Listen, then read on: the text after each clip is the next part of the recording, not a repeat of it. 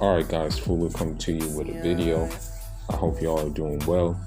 This video may offend a lot of people, but at the end of the day, I know self-preservation is more important than actually offending people.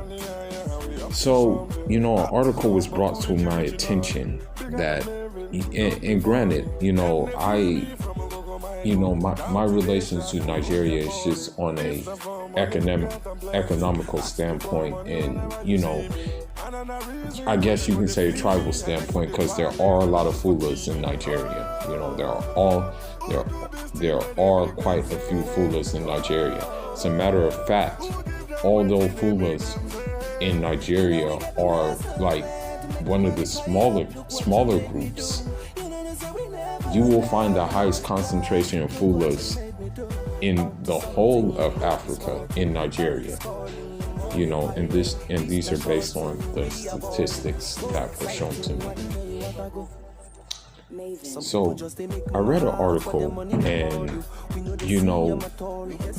the first thing that came to my mind was, here we go again. And what that article entailed is that Joe Biden said that he would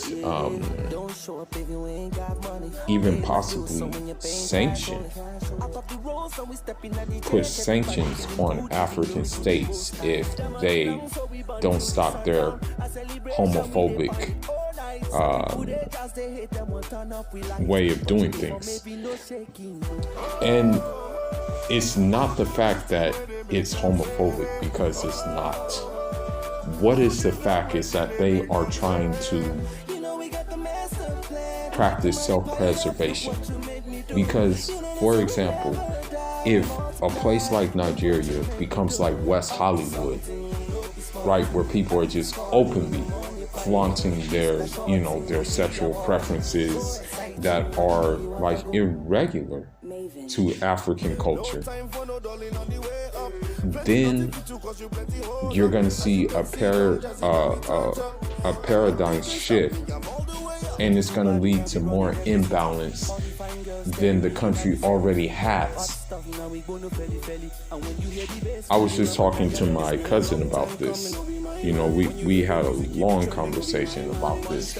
He said, and I think that's why my grandma is like tripping, so much. But my grandma, she wants me to settle down, things like that. And she's asking like, yo, what's the problem? Why ain't you settling down? Things like that. And because in our society, that is something that we do. We get married, okay? And sometimes what happens is we get married rather early. And in getting married rather early, most of the time it's going to work out. If you go to an African society that still values the institution of marriage and still values, working through the the ebb and flow of marriage. Now the problem has started with the Western's idea, with the West's idea of marriage and relationship dynamics that are creeping into Africa on every single front of the continent. Okay. How should I put this? The thing is, this area is of geographical interest to the United States for one simple thing: resources. One of those resources being oil. Okay, you have a lot of oil over there, and so with that being said, you have this oil. And you have other things as well, not just oil. Okay? This is of great importance to the United States. Now, the problem is, because the United States loves it so much, you often are in a situation where the average African, especially the average Nigerian, is not going to benefit from the resources. You guys already know the story, but only a few small minorities the elite of the country will benefit from the resources. So because of that, unfortunately, you may have some to make these concessions because of the simple fact that, although Joe Biden has quote unquote reversed the Muslim ban, he's quote unquote did that. He still said that he will not hesitate to limit visas for African states if they don't stop with these homophobic gestures, which are not homophobic as it stands. The problem is they don't want homosexuality flaunted openly. That's the issue, okay? That's the thing. It's still a taboo in African society, okay? That's the thing that needs to be said. It's still quite a taboo. They don't want to face that. They don't want to face the music that is still taboo in this society, okay? I'm gonna tell you one thing too. You'll be hard pressed to find a Fulani who's homosexual. You will be hard pressed to find one of the major groups in Africa who is known for I guess you can say alphaness, to be homosexual. For example, you're not gonna find no Mandingo who's gonna be homosexual. You're not gonna find a Fulani who's gonna be homosexual. You're not gonna find a Wula who's homosexual. You're not gonna find a Soninke who's homosexual. Now, due to ideology and due to different life views, you may find, like, for example, you may find a Creole who is homosexual. You may find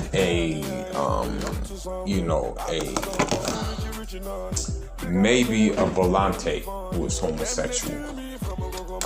You may find like an Igbo, or in some cases Yorubas too, that will be homosexual. That is because they are more progressive in the term of Western influence, okay? But at the same time, even among them, it's still frowned in their culture. That's the thing. It's still frowned upon. So now, this is the thing. This is the situation that we find ourselves in that we need to get out of. Okay, and I'm not just talking about Nigeria, I'm talking about Africa as a whole. Okay, but Nigeria is very important. Okay, granted, Nigeria is a very important key in Africa, okay? Very, very important. So what I'm saying, however, is that we need to find ourselves out of this situation because of the simple fact we're back at it again with this dependency syndrome, and this needs to stop, okay? So when someone does something like that, when someone does something like this, okay, makes you how should I put it? Basically, is holding you like financially compromising you, right? Because that's what it is. It's like a financial compromise, because unfortunately we still rely on aid too much. So when they add conditions to that aid, it is bad. It's all bad, right? So I think what really needs to happen, and this is the unfortunate thing, we lose some of our best talent when we go abroad. We have no choice but to go abroad, though, because of the simple dynamics and the fact that, you know, we really don't have any infrastructure. And I'm talking about, to be honest, the best infrastructure in West Africa is in Cape Verde. But even there, we still have like some things left to be desired, but still, it's still pretty good infrastructure there. You know, but as for the rest of West Africa, the infrastructure, you know, man, you would think Nigeria would be like trailblazing, but that's not the case at all. So, you know, what we need to do is we need to find a way to cater to our best minds, so we won't have to go abroad. And I'm not calling myself one of the best minds from Africa. I'm not calling myself that. I'm just saying, as a general rule, we need to find a way to, you know, cater to the best minds of Africa, so we won't have to go abroad, and so we won't have to do things that are like compromising to what's important to us. Because here's the thing, okay, and I'm gonna be honest with you, and this is what my fear is. Okay, me personally, I still believe in Black African family structure. Okay, I still am an advocate for that. Okay, my great grandfather, may Allah have mercy on him, he had about 100 kids. You know, I said, wow, you know, I come from I can say without being like, you know, without sounding like stuck up or arrogant, and I'm not trying to do that, but I can say, wow, I come from a lineage of men who, you know what I mean, who really put it down. You feel me? So when I look at that, and when I look at the fact that, you know, I come from, for example, a lot of people don't know this, but there's different branches of Fulani. Okay, you have Bororo, which are just purely nomad. And believe it or not, a lot of those Bororo are not even, still practice traditional religion, you know, believe it or not. You have a lot of that with them. So, you have, you know, Fulbe who are semi-settled, but still kind of move around, still have cattle, and still do that, right? But you also have what I am, which is called, there's different words. There's Tukulor. There's, in our dialect, we call ourselves Tororo or Torodbe in our dialect. In Hausa, we're called Torankawa, okay? In French, we're called, I just said it, we're called Tukulor. And sometimes we're called Takror in different, and I think in Arabic, I think they call it Takror. Okay? Part of the spectrum through all of these branches of Fulani is manhood and like just being a real man. You know, because you have, like, although we're slender, lithe people, we're still like gonna be men. You know what I mean? Like, that's why the thing is if you notice, they're pushing this LGBT and this transgender agenda, right? But they're not pushing polygamy. They're not pushing something that's been in our society before they even were thought of coming. Before they even thought of coming to Africa. And you know what? There's actually a text that was given to me, you know, by one of my teachers, may Allah preserve him, okay? And this text is called The Hour of the Christians. And so what it breaks down, basically, is what effects that neo-colonialism will have upon Africa, you know, upon the African.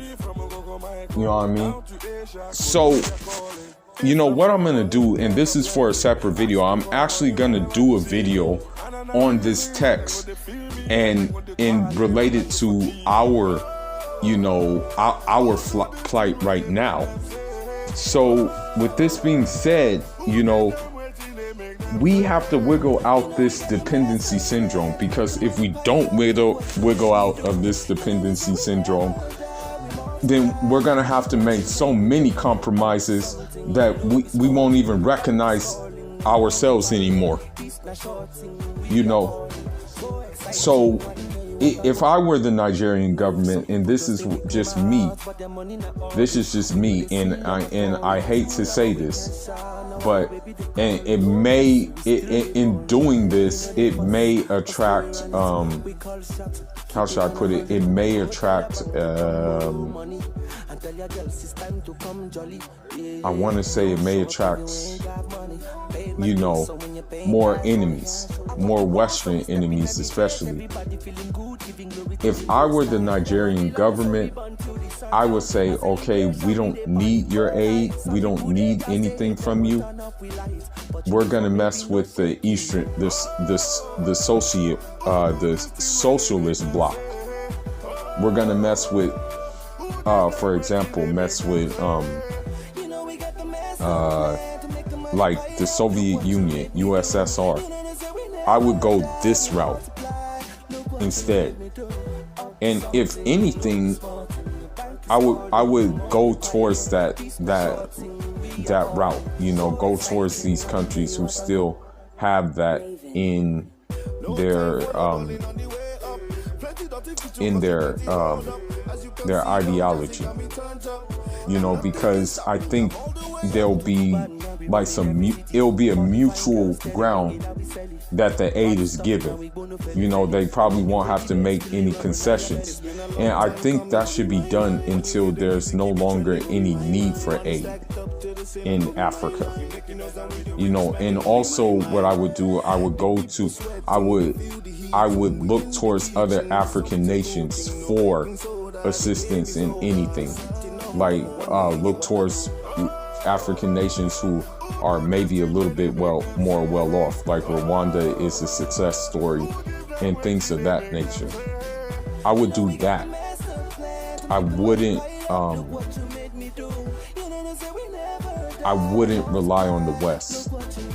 You know, we gotta stop relying on the West, because that's been our detriment through this whole thing since we were decolonized. As a matter of fact, it's sad to say it, I've heard Africans, and this has come from Africans' mouths, I've heard Africans say colonialism was better than what we have right now. So, with that being said, hopefully Nigeria figures out something where they say, we don't need you guys can kick rocks, we don't give a shit, you know. But anyhow, man, that's all I got for now. Black African manhood forever. Black African alphaness forever. And down with feminism, neo-feminism, down with neoliberalism, and also down with pushing the gay, homosexual, transgender agenda upon us and trying to normalize it when it's not normal. Fuller signing out. Njadon.